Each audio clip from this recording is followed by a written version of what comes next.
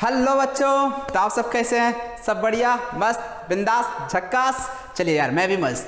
तो जैसा कि हमने लास्ट क्लास में हाइब्रिडाइजेशन का बिल्कुल इन डेप्थ स्टडी कर लिया था, हर एक चीज़ हाइब्रिडाइजेशन के बारे में सीख लिया था। तो आज के लेक्चर में हम लोग ट्रैक की बात करेंगे कि किस तरह से किसी गिवन मॉलिक्यूल में किसी आइटम का हाइब्रिडाइजेशन क्या होगा और हम कैसे किसी आइटम का हाइब्रिडाइजेशन को फाइंड आउट करेंगे। तो बहुत ही सिंपल ट्रिक हम बताएंगे जिसके हेल्प से आप बहुत आसानी से किसी भी मॉलिक्यूल के अंदर हाइब्रिडेशन बता सकते हो।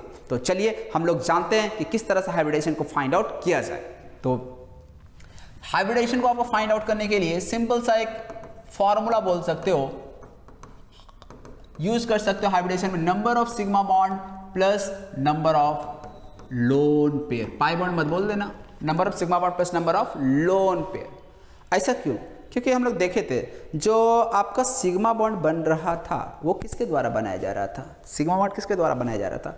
हाइब्रिड ऑर्बिटल के द्वारा बनाया जा रहा था। लोन पेयर यहाँ पे नहीं आया क्योंकि लोन पेयर ये क्या बोलते हैं, पाई बॉन्ड नहीं आया। क्यों? क्योंकि जो पाई बॉन्ड बनता था ना, क्या पाई बॉन्ड आपका हाइब्रिड ऑर्बिटल के द्वारा बनता था क्या? हाँ, नहीं। जो आपका पाई बॉन्ड है ना, वो आपका हाइब्रिड ऑर्बिटल नहीं, प्योर पी ऑर्बिटल के द्वारा बनाया जाता था। इसलिए यहाँ पे पाई बॉन्ड नहीं आएगा, केवल सिग्मा बॉन्ड आएगा और लोन पेयर। जैसा कि एक NH3 का एग्जांपल दिया था, NH3 में जो लोन पेयर होता है वो आपका एक्चुअल में कहाँ प्रेजेंट होता है? नाइट्रोजन के sp3 हाइब्रिड ऑर्बिटल में लोन पेयर प्रेजेंट होता है। तो इसलिए आपका सिग्मा बॉन्ड और लोन पेयर जो होगा वो आपका हाइब्रिडेशन डिसाइड करके दे देगा। अब हम लोग यहाँ से कैसे डिसाइड करेंगे? ये वैल्यू यदि ऐड करके 2 आता हो तो हाइब्रिडेशन हम बोल देंगे sp, 3 आता हो तो हाइब्रिडेशन हम बोल देंगे sp2, 4 आता हो तो हाइब्रिडेशन हम बोल देंगे sp3, 5 आता हो ये वैल्यू तो sp3d, 6 आता हो तो sp3d2, और इस तरह से यदि और भी 7, 8 है तो d3, d4, d5 तक मैक्सिमम जा सकता है। ठीक है, तो इस तरह से मेनली आपका 6 तक में ही काम हो जाता है। तो ये आपको याद रखना। यहाँ पे देखना 2 का मतलब s1p1, 1 + 1 2 हो जाता है ना। 3 का मतलब s1p2 तो 1 + 2 3, s1p3 मतलब ये ऐड करके ये वैल्यू आ जाना चाहिए। बात समझ में आ रहा है? तो चलो अब हम कुछ मॉलिक्यूल्स का देख लेते हैं हाइब्रिडेशन कैसे निकालता है यूजिंग दिस फार्मूला। तो चलिए सबसे पहले हम बात कर लेते हैं CH4 की। CH4 स्ट्रक्चर यहाँ पे दिया हुआ है। अभी हम लोग देखो स्ट्रक्चर से हाइब्रिडेशन फाइंड आउट करेंगे, फिर हम लोग ये भी देखेंगे कि यदि कोई फार्मूला केवल दिया है उस फार्मूला से भी आप हाइब्रिडेशन बता सकते हो। मतलब आपको स्ट्रक्चर ड्रॉ करने की जरूरत भी नहीं पड़ेगी उस केस में। तो वो कैसे? तो वो हम लोग वैस्पर थ्योरी जब पढ़ लेंगे ना, valence shell electron pair repulsion theory, तो वहाँ पे आप बिना स्ट्रक्चर ड्रॉ किए भी हाइब्रिडेशन बता सकते हो। कैसे? वो बात की बात है। तो चलिए CH4 यहाँ पे number of sigma bond count करना है, कितना होगा कितना नहीं होगा। तो एक चीज़ क्लियर कर देता हूँ पहले आगे बढ़ने से कि यदि कहीं आपको सिंगल बॉन्ड दिख रहा है तो सिंगल बॉन्ड में याद रखिएगा वो सिग्मा बॉन्ड को रिप्रेजेंट करता है। यदि कहीं डबल बॉन्ड आ जाए तो वहां एक सिग्मा और एक पाई बॉन्ड प्रेजेंट होता है, और यदि कहीं ट्रिपल बॉन्ड आ जाए तो वहां एक सिग्मा और 2 पाई प्रेजेंट होता है। ऑलरेडी देखे ना C2H2 का फॉर्मेशन, C2H4 का फॉर्मेशन। जो नहीं देखेंगे वो लास्ट लेक्चर देख लेंगे, ठीक है, हाइब्रिडेशन का, जिसमें मैंने पूरा डिस्कशन किया है। तो यहाँ पे ध्यान जो रखना है वो बस आपको ये ध्यान में रखना है कि यदि कहीं सिंगल बॉन्ड है तो वो सिग्मा होगा, डबल बॉन्ड है तो एक सिग्मा 1 पाई, ट्रिपल बॉन्ड है तो एक सिग्मा और 2 पाई होगा। क्लियर? चलिए अब हम लोग यहाँ पे बात करते हैं यहाँ पे कितना सिग्मा कितना पाई है। तो यहाँ पे देखो ये भी सिंगल बॉन्ड, ये भी सिंगल, ये भी सिंगल, ये भी सिंगल, चारों के चारों सिंगल है, यानी चारों के चारों सिग्मा है। सिंगल का मतलब सिग्मा, तो इसलिए 4 सिंगल 4 सिग्मा बॉन्ड यहाँ से आ गया। लोन पेयर कार्बन के पास कोई आएगा क्या? कोई लोन पेयर नहीं। कार्बन के पास 4 ही इलेक्ट्रॉन तो होता है वैलेंस शेल में, और चारों के चारों बॉन्डिंग में चला गया, कोई लोन पेयर नहीं बचा। तो इस तरह से यहाँ पे 4 सिग्मा लोन पेयर 0, तो यहाँ पे वैल्यू आ रहा है 4, और 4 आया तो हाइब्रिडेशन हम क्या बोल देंगे? sp3। क्लियर? चलिए एक और एग्जांपल लेते हैं, NH3। NH3 में नाइट्रोजन, हाइड्रोजन, हाइड्रोजन, हाइड्रोजन, और नाइट्रोजन के पास एक लोन पेयर होगा क्या? चेक कर लो। तो 2, 5 इलेक्ट्रॉन होते हैं वैलेंस शेल में नाइट्रोजन के, जिसमें से कितने इलेक्ट्रॉन बॉन्डिंग में जा चुके हैं? 3। एक इधर, एक इधर, एक इधर, 3 जा चुके बॉन्डिंग में। कितने बच गए? तो 2 इलेक्ट्रॉन बच गया। तो अब बताओ sigma bond plus lone pair का वैल्यू क्या आएगा? तो देखो यहाँ 1 सिग्मा, 2 सिग्मा, 3 सिग्मा, 3 सिग्मा और 1 लोन पेयर, तो 3 सिग्मा प्लस 1 लोन पेयर कितना हो गया? 4। इसको 2 मत बोल देना, पेयर ऑफ इलेक्ट्रॉन है तो लोन पेयर एक ही कहलाएगा। 2 इलेक्ट्रॉन का मतलब 1 लोन पेयर। तो 3 + 1 4, 4 है तो अगेन हाइब्रिडेशन क्या लिख दें? sp3। समझ में आ रहा बात? सिंपल लग रहा है ना? बड़ा इजी लगेगा, बड़ा आसानी से आप लोग हाइब्रिडेशन निकाल लोगे। नेक्स्ट एग्जांपल H2O, H2O में देखिए ऑक्सीजन है, इधर भी हाइड्रोजन, इधर भी हाइड्रोजन। ऑक्सीजन के पास कितना लोन पेयर आएगा, चेक कर लेते हैं। तो 2,6, 6 में से कितना इलेक्ट्रॉन बॉन्डिंग में जा चुका, 2 बॉन्डिंग में जा चुका, बच कितना गया, 2 लोन पेयर। 4 इलेक्ट्रॉन बचा मीन्स 2 लोन पेयर। तो total sigma bond, total lone pair कितना है, तो 1 सिग्मा इधर, 1 सिग्मा इधर। कहीं भी सिंगल बॉन्ड दिख जाए दैट मीन्स वो सिग्मा है। तो 1 सिग्मा, 2 सिग्मा और 2 लोन पेयर है, तो 2 + 2 4, 4 के लिए अगेन हाइब्रिडेशन हम क्या बोल देंगे, sp3। और एग्जांपल देखते हैं यार, CO2, CO2 का स्ट्रक्चर देख लो, C double bond O double bond O this. अब CO2 में कितने सिग्मा बॉन्ड आएंगे, कितने आएंगे, तो यहाँ पे देखो डबल टोटल। एक चीज याद रखना, जो हाइब्रिडेशन की बात करते हैं वो सेंट्रल एटम के लिए करते हैं। किसके लिए, सेंट्रल एटम के लिए। तो सेंट्रल एटम कार्बन है ना, तो कार्बन के पास पहले तो चेक कर लो क्या कोई लोन पेयर बचा है, तो नहीं। कार्बन के पास वैलेंस शेल में 4 इलेक्ट्रॉन होते हैं, 4 में से 2 इधर चला गया, 2 इधर चला गया, कुछ भी नहीं बचा बेचारे के पास। अब हम लोग काउंट करते हैं सिग्मा बॉन्ड कितना है, तो डबल बॉन्ड का मतलब 1 सिग्मा 1 पाई, इसमें भी डबल बॉन्ड का मतलब 1 सिग्मा 1 पाई। यदि आपसे ये सवाल पूछा होता कि यहाँ कितने सिग्मा बॉन्ड कितना पाई बॉन्ड प्रेजेंट है, तो हम बोलेंगे 2 सिग्मा 2 पाई, इसमें 1 सिग्मा 1 पाई, 1 सिग्मा 1 पाई, तो 2 सिग्मा और 2 पाई भी आ गया। लेकिन हाइब्रिडाइजेशन में हमें मतलब केवल सिग्मा बॉन्ड से होता है, तो यहाँ से 2 सिग्मा और लोन पेयर तो 0, तो 2 सिग्मा है तो हाइब्रिडेशन हम क्या बोलेंगे, 2 के लिए हाइब्रिडेशन क्या आ जाएगा, sp। यानी यहाँ जो कार्बन का हाइब्रिडेशन है वो है sp। और sp का शेप याद है क्या, हाँ लीनियर, 180 डिग्री पे होना है। sp हाइब्रिड ऑर्बिटल 180 डिग्री के एंगल पे होते हैं, इसलिए ये आपका लीनियर ज्योमेट्री फॉर्म करता है। ठीक है, चलो ज्योमेट्री की बात हम वेस्पर थ्योरी में तो पूरे के पूरे ज्योमेट्री की ही बात करने वाले हैं। नेक्स्ट CO2 हो गया, इसी तरह से हम SO2 की बात कर लेते हैं। SO2 में देखना सल्फर के साथ 2 ऑक्सीजन आ गया। अभी देखो यार, हम स्ट्रक्चर जैसे मन किया वैसे मैं ड्रॉ कर दे रहा हूँ। अब कहाँ लीनियर होता है, कहाँ बेंड होता है, कहाँ पे पिरामिडल होता है, वो सब की मैं बात ही नहीं कर रहा हूँ, ठीक है ना। इसलिए आप लोग ज्योमेट्री मत बोल देना कि सर H2O का तो लीनियर ड्रॉ कर दिए, वो सब वेस्पर थ्योरी जब पढ़ लेंगे ना उसके बाद हम इस चीज़ों पे डिस्कस करेंगे। अभी बस मैं आप लोग को सिखाना चाहता हूँ कि हाइब्रिडाइजेशन कैसे फाइंड आउट किया जाता है। अब ज्योमेट्री क्या होगा, शेप क्या होगा इनका, इसकी बात हम वेस्पर थ्योरी में पढ़ने के बाद करेंगे। तो SO2 में सबसे पहले देख लो यार, सेंट्रल एटम कौन है, सल्फर। तो सल्फर के ही हम हाइब्रिडेशन की बात करेंगे। सल्फर का यदि हम वैलेंस इलेक्ट्रॉन की बात करें तो वैलेंस इलेक्ट्रॉन कितना होता है, 6 में से कितना इलेक्ट्रॉन बॉन्डिंग में जा चुका, 2 2 4, कितना बच गया, 1 पेयर बच गया, 1 पेयर बच गया। अब बताओ कितना सिग्मा बॉन्ड है, तो यहाँ पे डबल बॉन्ड में 1 ही सिग्मा, इधर भी 1 सिग्मा, 2 सिग्मा और 1 लोन पेयर, तो कितना वैल्यू आ गया, ये 3, और 3 आ गया तो हाइब्रिडेशन क्या बोल देंगे, sp2। क्लियर है। इसी तरह से नेक्स्ट एग्जांपल देखते हैं, आप HCN। तो HCN का देखो स्ट्रक्चर HCN, C और N के बीच में ट्रिपल बॉन्ड आ जाएगा। चेक करो सेंट्रल एटम कौन है, कार्बन। कार्बन के पास क्या लोन पेयर होगा, नहीं, 4 में से 1 इधर 3 इधर, चारों के चारों चले गए, बिजी हो गए, तो बच कितना गया, कोई भी तो लोन पेयर नहीं बचा। सिग्मा बॉन्ड कितना है, तो 1 सिंगल तो यहाँ दिख रहा है, ये तो सिग्मा है ही है, और यहाँ पे देखो तो जरा ट्रिपल बॉन्ड में, तो ट्रिपल बॉन्ड में 1 सिग्मा 2 पाई, तो यहाँ पे 1 सिग्मा इधर से आया, 1 सिग्मा इधर से आया, 2 सिग्मा, लोन पेयर तो है ही नहीं, तो 2 के लिए हाइब्रिडेशन क्या लिख देंगे, sp। समझ में आ रहा बात। तो चलिए यार, इस तरह से हम लोग हाइब्रिडेशन निकालते हैं यदि आपको स्ट्रक्चर गिवन हो या आप स्ट्रक्चर ड्रॉ कर सकते हो। क्लियर है ना यहाँ तक। चलिए यार, अब हम लोग आगे एक और स्ट्रक्चर देखते हैं जिसमें पूरा ये कॉन्सेप्ट आपका क्लियर हो जाएगा।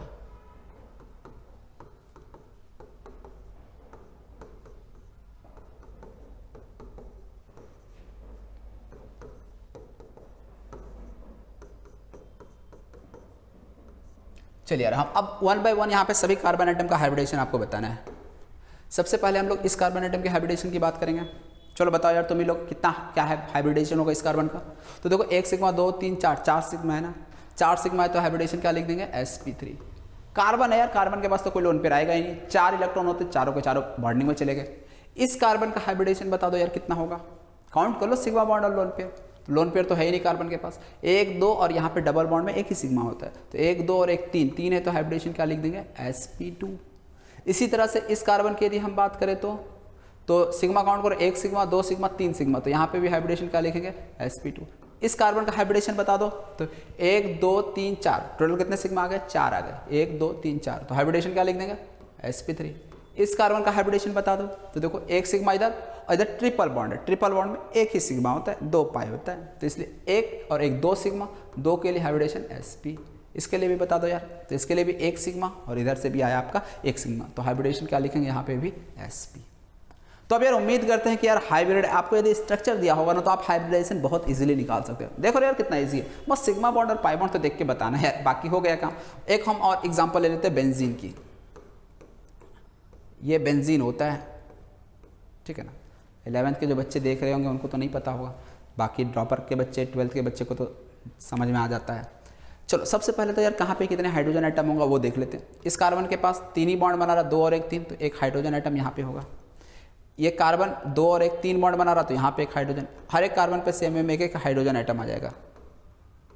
अब यदि हम आपसे पूछे कि इस कार्बन का हाइब्रिडेशन क्या होगा तो बताएं जरा क्या होना चाहिए। देखो चेक करो, तो इस कार्बन को यदि हम देखें तो एक सिग्मा तो हाइड्रोजन के साथ, एक इधर सिग्मा जा रहा है कार्बन के साथ, इधर डबल बॉन्ड में एक ही सिग्मा होगा, तो 1 1 2 और यहाँ पे 1, तो 3 हुआ। 3 के लिए हाइब्रिडेशन क्या लिखेंगे, sp2।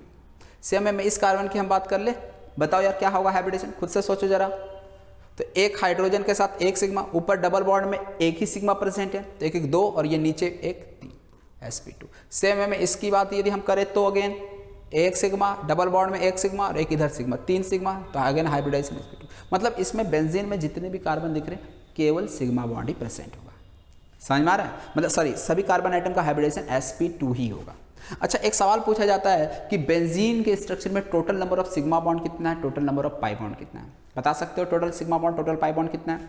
देखो यार, तो यहाँ पे आप देख सकते हो 1 2 डबल बॉन्ड में एक सिग्मा एक पाई होता है, हम सिग्मा बॉन्ड पहले काउंट कर रहे हैं, तो एक सिग्मा यहाँ 2 3 4 5 6 सिग्मा हो गया।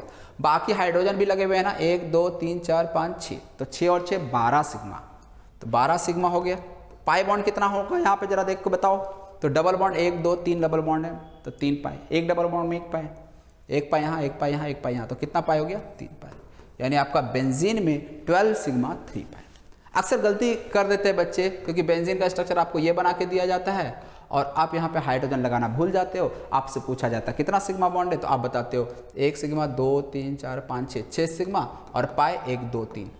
यहाँ पे हाइड्रोजन लगाना भूल जाते हो जिससे कि आपका 12 सिग्मा के बजाय 6 सिग्मा आता है। तो ये गलती आपको नहीं करना है, थोड़ा ध्यान रखना है इस चीज़ का। ओके, तो इस तरह से यार hybridization sigma bond pi bond कैसे निकालते हैं, ये सारी चीज़ें यहाँ पे बहुत आप लोग इजी वे में बता दिया, इससे इजी और आपको नहीं मिल सकता कहीं भी। ठीक है, तो ये तो हाइब्रिडाइजेशन की बात कर लिए। अब हम लोग नेक्स्ट जो है बहुत बहुत बहुत इंपॉर्टेंट टॉपिक वेस्पर थ्योरी, जिससे यार हर एग्जाम में आपके क्वेश्चंस पूछे ही जाते हैं। ठीक है, तो हेडिंग सबसे पहले हम लोग डाल लेते हैं वेस्पर, VSEPR, इसका फुल फॉर्म हो गया valence electron pair repulsion theory. Very very very much important. ठीक है, तो क्या होता है यार वेस्पर थ्योरी, तो देखो यार सबसे पहले इसके नाम पे जाते हैं, वैलेंशियल इलेक्ट्रॉन पेयर रिपल्सन थ्योरी।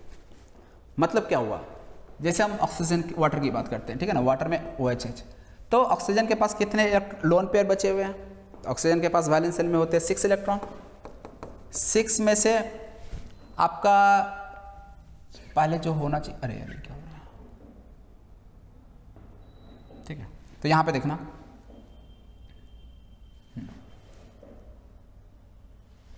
हाँ, तो यहाँ पे देखना आप, और वाटर की हम बात करते हैं तो वाटर में OHH, ऑक्सीजन के पास हम देखें तो वैलेंशियल में कितने इलेक्ट्रॉन है 6 में से कितने इलेक्ट्रॉन बॉन्डिंग में चले गए 2, एक इधर एक इधर, कितने इलेक्ट्रॉन बच गए 2, मतलब 4 इलेक्ट्रॉन बच गए। लोन पेयर कितना हम बोल सकते हैं 4। ठीक है ना, एक काम करते हैं दोनों लोन पेयर को हम सेम साइड ड्रॉ करते हैं, तो एक लोन पेयर इधर आ गया, एक लोन पेयर इधर आ गया। अब देखो ऑक्सीजन, देखो वैलेंशियल इलेक्ट्रॉन पेयर रिपल्सन थ्योरी, सबसे पहली बात तो जो वेस्पर थ्योरी हम लोग पढ़ रहे हैं, ये किसी भी मॉलिक्यूल का ज्योमेट्री या शेप बतलाने में यूज होता है। यानी ये जो थ्योरी है ना, ये आपको किसी भी मॉलिक्यूल का शेप या ज्योमेट्री डिसाइड करने में हेल्प करता है। जैसे हम लोग VBT पढ़े थे, valence bond theory. Valence bond theory क्या बतलाता है कि कोवेलेंट बॉन्ड का फॉर्मेशन किस तरह से होता है, तो VBT यही बतलाता है कि covalent bond is form by overlapping of atomic orbitals. Main point जो था VBT का ये था कि कोवेलेंट बॉन्ड बनता कैसे। वेस्पर थ्योरी में हम लोग क्या पढ़ते हैं, इसमें हम लोग ये पढ़ते हैं कि किसी भी अब मॉलिक्यूल बन तो गया तो अब उसका शेप या ज्योमेट्री क्या होगा, ये कौन सा शेप एक्वायर करेगा बॉन्डिंग करने के बाद, ये सारी चीज़ का हम लोग स्टडी यहाँ वेस्पर थ्योरी में करते हैं। तो अब देखना, ये जो मॉलिक्यूल का ज्योमेट्री या जो शेप होता है ना, वो किस पे आप पर डिपेंड करता है, वैलेंस सेल के इलेक्ट्रॉन पेयर पे डिपेंड करता है, वैलेंस सेल के इलेक्ट्रॉन पेयर पे। यहाँ पे वैलेंस सेल कौन सा है, ऑक्सीजन की बात करें तो वैलेंस सेल सेकंड सेल जिसमें 6 इलेक्ट्रॉन, 6 में से 2 चला गया। अच्छा, इलेक्ट्रॉन पेयर का मतलब क्या होता है, तो इलेक्ट्रॉन पेयर का मतलब होता है बॉन्ड पेयर और लोन पेयर। मतलब कुछ इलेक्ट्रॉन आपका बॉन्डिंग में चला गया जिसको बॉन्ड पेयर कह देंगे, कुछ इलेक्ट्रॉन जो आपका बच गया जो बॉन्डिंग में नहीं गया उसको हम लोन पेयर कह देते हैं। तो यहाँ पे जो भी electron pair that is bond pair और लोन पेयर, इनके बीच जो रिपल्सन हो रहा होता है, इलेक्ट्रॉन पेयर है ना यार, दोनों के दोनों इलेक्ट्रॉन है तो रिपल्सन होगा। तो ये रिपल्सन जो हो रहा है बॉन्ड पेयर और इलेक्ट्रॉन पेयर के बीच, इसी से हम डिसाइड करते हैं किसी भी मॉलिक्यूल का ज्योमेट्री को। तो यहाँ पे देखिए H2O में 2 हाइड्रोजन आइटम है तो 2 हाइड्रोजन आइटम है, एक इधर होना चाहिए, दैट इज इसके बीच का एंगल होना चाहिए था 180 डिग्री, लेकिन एक्चुअल में ये 180 डिग्री नहीं होता है। क्यों? क्योंकि यहाँ पे वैलेंस सेल में ऑक्सीजन के जो 2 लोन पेयर है ना, वो रिपेल करेंगे। एक तो यहाँ पे इस दोनों लोन पेयर के बीच में लोन पेयर रिपल्सन काम कर रहा होगा, दोनों के दोनों लोन पेयर है ना, जब दोनों के दोनों लोन पेयर है तो जो उनके बीच रिपल्सन लग रहा है उसे हम कहते हैं लोन पेयर रिपल्सन। और एक और रिपल्सन काम कर रहा है लोन पेयर और इस बॉन्ड पेयर, यहाँ पे भी तो इलेक्ट्रॉन प्रेजेंट है, तो ये बॉन्ड पेयर और लोन पेयर के बीच भी एक रिपल्सन काम कर रहा है। सेम में इधर भी लोन पेयर और बॉन्ड पेयर के बीच भी रिपल्सन काम कर रहा है। तो ये रिपल्सन की वजह से क्या होगा, ये जो बॉन्ड आपको 180 पे दिख रहा था ना, अब वो 180 पे नहीं रहता है, वो थोड़ा सा बेंड हो जाता है। और इसलिए इस स्ट्रक्चर को हम लोग बोल देते हैं, इस स्ट्रक्चर को बोल देते हैं बेंट या फिर वी शेप या फिर एंगुलर। अब देख लो बेंट क्यों कहा, पहले होना चाहिए था 180 पे लेकिन रिपल्सन की वजह से बेंड कर गया, इसलिए इसका नाम पड़ गया बेंट। वी शेप क्यों, देखो यार वी दिख रहा है, वी दिख रहा है ना, देख लो यार उल्टा वी। और एंगुलर क्यों करा है, क्योंकि यार एक तरह से एंगल बन गया, पहले 180 था, लिनियर था, स्ट्रेट था, लेकिन अब क्या हो गया, बेंड होने से एंगल बन गया दोनों के बीच, इसलिए इसको एंगुलर नाम दे दिया गया। तो इसलिए वाटर का जो ज्योमेट्री जो होता है ना, शेप जो होता है वो आपका बेंट वी या फिर एंगुलर होता है। समझ में आ रहा है? तो अब हम लोग ये तो समझ ले कि एक ओवरव्यू हो गया कि वेस्पर थ्योरी में हम लोग एक्चुअल में पढ़ के आ रहे हैं। वैलेंस सेल में जो इलेक्ट्रॉन पेयर प्रेजेंट है, कहाँ, वैलेंस सेल में। इनर सेल में कितना इलेक्ट्रॉन है नहीं है उससे हमें कोई मतलब ही नहीं है, हमें मतलब है केवल वैलेंस सेल में। और वैलेंस सेल भी किसका, सेंट्रल एटम का, ये भी इंपॉर्टेंट है। सराउंडिंग एटम आपका डिसाइड नहीं करता है कि मॉलिक्यूल का ज्योमेट्री क्या होगा नहीं होगा, सेंट्रल एटम डिसाइड करता है। इसीलिए सेंट्रल एटम का जो वैलेंस सेल है, यहां पे मैं लिख देता हूं, ये जो वैलेंस सेल का बात करा जा रहा है, ये सेंट्रल एटम का वैलेंस सेल का बात किया जा रहा है। तो सेंट्रल एटम का जो वैलेंस सेल है ना, और उस वैलेंस सेल में जो इलेक्ट्रॉन पेयर है, इलेक्ट्रॉन पेयर का तो बॉन्ड पेयर और लोन पेयर जो पड़े, उनके बीच में जो रिपल्सन हो रहा है, उस रिपल्सन से हम डिसाइड करते हैं कि किसी मॉलिक्यूल का ज्योमेट्री क्या होगा। तो अब हमको तो इतना समझ में आ रहा है कि आप लोग को जरूर इतना कुछ समझ में आ गया कि यार वेस्पर थ्योरी क्या बतलाना चाहता है और किस तरह से किसी मॉलिक्यूल या शेप को डिसाइड करने में यह हेल्प करता है। तो हम लोग इसके 2-3 इंपॉर्टेंट पॉइंट्स जो है ना वो पहले लिख लेते हैं और फिर इसके हम एप्लीकेशंस की बात करते हैं आगे। तो important points of VSEPR,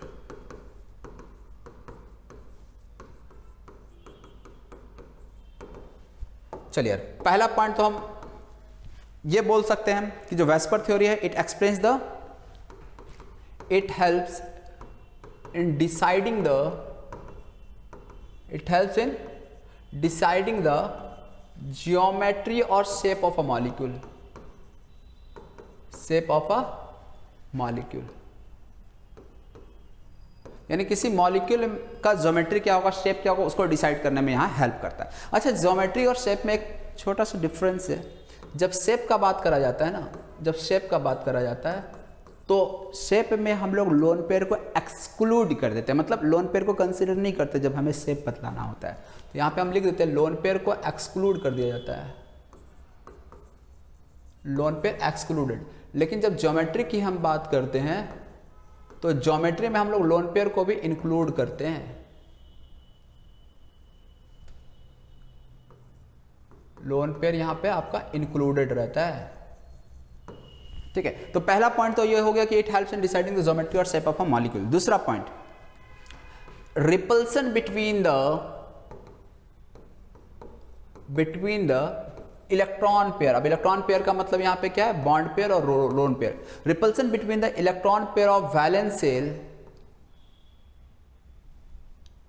electron pair in valence shell of central atom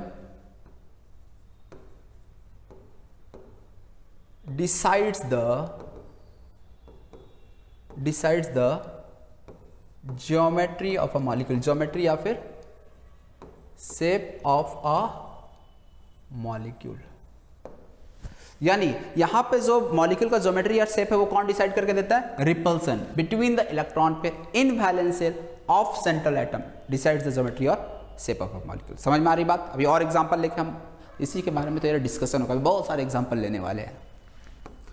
third point, अब आपका जो रिपल्सन की हम बात कर रहे हैं बार बार, रिपल्सन यहाँ पे रिपल्सन क्या होता है, तो यहाँ पे रिपल्सन कितने तरह के होते हैं ये इंपॉर्टेंट है। तो रिपल्सन यहाँ पे मेनली 3 तरह के रिपल्सन होंगे। जैसे हम वाटर की बात करें, यहाँ पे जो रिपल्सन आपका हो रहा था ना, यहाँ पे एक्चुअली में 3 तरह के रिपल्सन हो रहे हैं। एक रिपल्सन ये भी लोन पेयर है, ये भी लोन पेयर है, इसको हम कह रहे हैं बॉन्ड पेयर, इसको हम कह रहे हैं बॉन्ड पेयर। जो बॉन्ड में इलेक्ट्रॉन प्रेजेंट है उसको बॉन्ड पेयर कह दिए, जो अकेला पड़ा है उसको लोन पेयर कह दिए।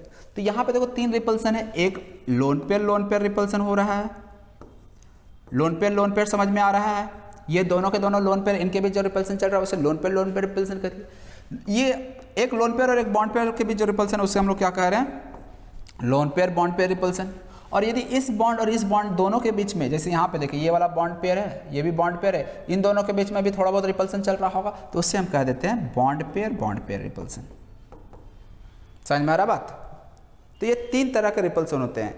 इंपॉर्टेंट बात ये है ना कि कौन सा रिपल्सन डोमिनेट करेगा, ये ज़्यादा इंपॉर्टेंट है। तो यहाँ पे ध्यान रखिएगा, थोड़ा सोच भी सकते हो, lone pair bond pair, lone pair और lone pair bond pair bond, कौन सा रिपल्सन ज़्यादा होना चाहिए। थोड़ा कॉमन सेंस लगाओ तो आप खुद भी समझ सकते हो और आंसर दे सकते हो। ये लोन पेयर पे क्या होता है, केवल अट्रैक्शन एक एटम के द्वारा, एक न्यूक्लियस के द्वारा लगाया जा रहा होता है।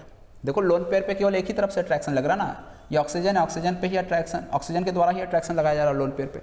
लेकिन जो बॉन्ड पेयर होता है ना, इस बॉन्ड पेयर की यदि हम बात करें तो बॉन्ड पेयर पे अट्रैक्शन दोनों तरफ से लग रहा होता है, ऑक्सीजन भी खींच रहा है, हाइड्रोजन भी खींच रहा है, तो दोनों इलेक्ट्रॉन इधर उधर ज़्यादा मूव नहीं कर सकते हैं। और इसी तरह से अब हम लोग इस बेसिस पे बता सकते हैं लोन पेयर में क्या दोनों के दोनों लोन पेयर है, दोनों के दोनों मूव करने के लिए फ्री है, दोनों पे अट्रैक्शन बस एक ही एटम के द्वारा लगाया जा रहा है, बहुत कम अट्रैक्शन लग रहा है, इसलिए दोनों लोन पेयर आसानी से मूव कर सकता है, इसलिए लोन पेयर रिपल्सन बहुत ज़्यादा होता है। लेकिन जब लोन पेयर बॉन्ड पेयर के रिपल्सन की बात करते हैं तो लोन पेयर बॉन्ड पेयर में एक तो लोन पेयर है, दूसरा बॉन्ड पेयर है, और बॉन्ड पेयर की वजह से क्या हो गया, एक का रिपल्सन जो है ना, एक में मूवमेंट कम हो गया, और एक तो लोन पेयर चलो फ्रीली मूव कर रहा, बॉन्ड पेयर फिक्स हो गया, तो इस तरह से ओवरऑल रिपल्सन का मैग्नीट्यूड कम हो जाता है। लेकिन जब हम दोनों का बॉन्ड पेयर रिपल्सन की बात करते हैं तो बॉन्ड पेयर में दोनों के दोनों जो बॉन्ड पेयर इलेक्ट्रॉन है वो अपने जगह पे फिक्स है, वो तो यार बॉन्डेड है, तो मूव कर ही नहीं सकता है, इसलिए वहाँ पर रिपल्सन बहुत कम हो जाता है। बात समझ में आ रहा है। तो इसलिए यदि रिपल्सन की हम बात करें तो रिपल्सन सबसे ज़्यादा कहाँ होगा, कहाँ ऑब्जर्व होगा, सबसे ज़्यादा रिपल्सन कहाँ होगा, आपका ऑर्डर ऑफ रिपल्सन की यदि हम बात करें, ऑर्डर ऑफ रिपल्सन, तो सबसे ज़्यादा रिपल्सन जो है लोन पेयर रिपल्सन होता है, then lone pair bond pair, और सबसे लीस्ट रिपल्सन कहाँ होगा, बॉन्ड पेयर में। क्लियर है ये चीज़। अच्छा नेक्स्ट, यदि किसी मॉलिक्यूल में लोन पेयर प्रेजेंट नहीं है तो ऐसे में उस मॉलिक्यूल का ज्योमेट्री रेगुलर होता है। रेगुलर ज्योमेट्री कहने का मतलब है कि वहाँ पे सभी बॉन्ड जो होंगे ना वो आपके बिल्कुल आइडेंटिकल होंगे, सभी बॉन्ड लेंथ बॉन्ड एनर्जी सब कुछ सेम होंगे। तो यहाँ पे मैं इस पॉइंट को मेंशन कर देता हूँ, if a molecule does not have lone pair,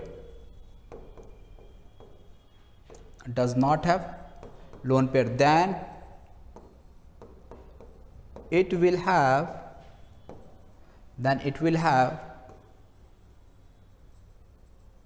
regular geometry. समझ में आ रहा है। मतलब यदि कोई लोन पेयर नहीं है तो वहाँ पे रेगुलर ज्योमेट्री। अब इसकी बात अभी हम लोग नेक्स्ट स्टार्ट करते हैं, ठीक है ना। तो ये इंपॉर्टेंट पॉइंट्स थे वैस्पर थ्योरी के, जो कि मैंने यहाँ पे 1 by 1 सारे पॉइंट को लिख दिया।